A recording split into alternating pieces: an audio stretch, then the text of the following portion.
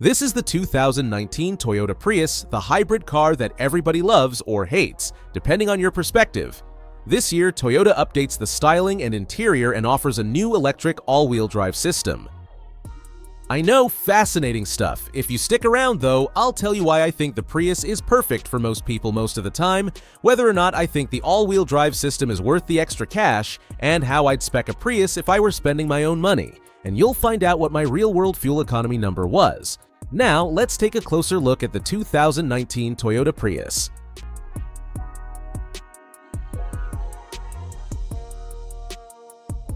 Another change for the Prius lineup is a new trim level strategy. Before, the Prius was available in 1, 2, 3, and 4 trim levels, with Eco and Touring packages depending on the trim. Now it comes in L-Eco, LE, XLE, and Limited trim levels.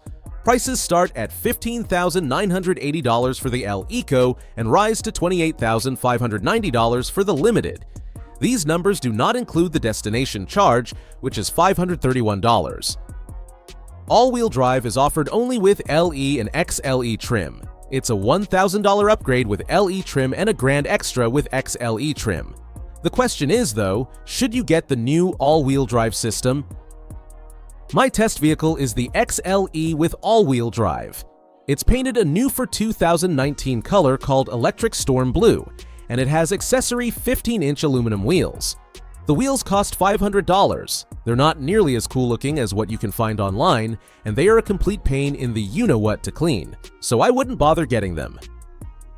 This test car also has the optional Advanced Technology package, which installs a head-up display, a hybrid system indicator, and adaptive auto-leveling headlights. Add more accessories in the form of floor mats, a cargo mat, illuminated door sill plates, and rear bumper protection, and you're looking at a bright blue Prius that costs $28,590. Now, I realize that styling is a subjective matter, but I don't think I'm out of line telling you that I think the Prius is just a little too weird looking for its own good. Back in 2003, when the first boomerang-shaped Prius came out for the 2004 model year, it had to look different in order to attract people who wanted to be noticed and recognized for their ecologically conscious choice in a vehicle. My opinion is that it does not and should not. However, I think Toyota gets the interior exactly right. My test car is boring in black, but you can get a super light gray color that adds lots of contrast to the cabin. If I bought one of these cars, that's the color I'd get, combined with XLE trim, because I think the front-drive Prius 17-inch aluminum wheel design looks pretty good. For a reasonably roomy, reliable, practical, and efficient car, that strikes me as a deal. Maybe not a deal for a car enthusiast like me, but for someone who buys a car because they need to rather than want to, a Prius makes a whole bunch of financial good sense. You might not be very comfortable, though. While the Prius is roomy enough for 4 adults, my test car doesn't have air vents for the rear passengers. Also, the leatherette upholstery in XLE and Limited trim straps sweat on hot days, and there's no seat ventilation option. My test car has a manually height-adjustable driver's seat, and both front seats are heated. The front passenger seat doesn't offer height adjustment, but I think it's high enough off the floor that this isn't a big deal. Cargo space measures up to 27.4 cubic feet behind the rear seat if you stack stuff all the way to the glass. Fold the seats down and a Prius can carry up to 65.5 cubic feet of cargo, which is just as much as many SUVs can. As far as technology goes, my test car is a bit of a mixed bag. Toyota continues to offer its Toyota Safety Sense technologies on all trim levels. They include full-speed range adaptive cruise control, forward collision warning with pedestrian detection, lane departure warning, lane keeping assist, and automatic high-beam headlights. Additionally, all versions of the Prius except the L-Eco feature parking assist sonar and a blind spot monitoring system with rear cross-traffic alert. Add a 5-star crash test rating from the federal government, as well as a top safety pick from the Insurance Institute for Highway Safety, and rest assured, the Prius is a safe car.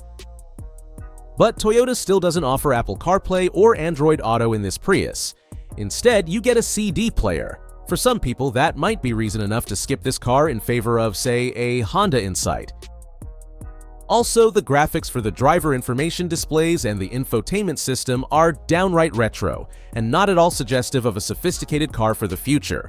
You can get a better infotainment system in the Prius Limited. Speaking of saving money, I got 48.6 miles per gallon on my mountainous test loop, coming in just a little short of the official EPA rating of 50 miles per gallon for the Prius AWDE. I drove the car in normal mode, did not use the braking mode, and tried to remember to activate the EV mode each time my speed dropped below 25 miles per hour. I got the best mileage in the city, and while creeping along in traffic on the freeway, posting a high of 56.4 miles per gallon on the trip computer.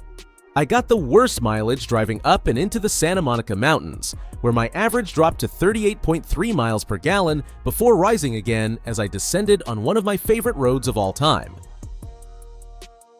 What I'm saying here is that there's no reason for a Prius to serve as a rolling traffic cone. That's the fault of a clueless driver, not the car. When a Prius is holding up traffic, most likely the owner is trying to preserve a fuel economy number. And look, I did that too. I activated the EV mode as much as possible, which runs the car solely on its battery and electric motor at speeds under 25 miles per hour. But when it became clear that I was part of the traffic problem and not the solution, I stepped on the accelerator and scooted up to speed. I don't mind the car's joystick transmission levers so much, but the park button takes some getting used to.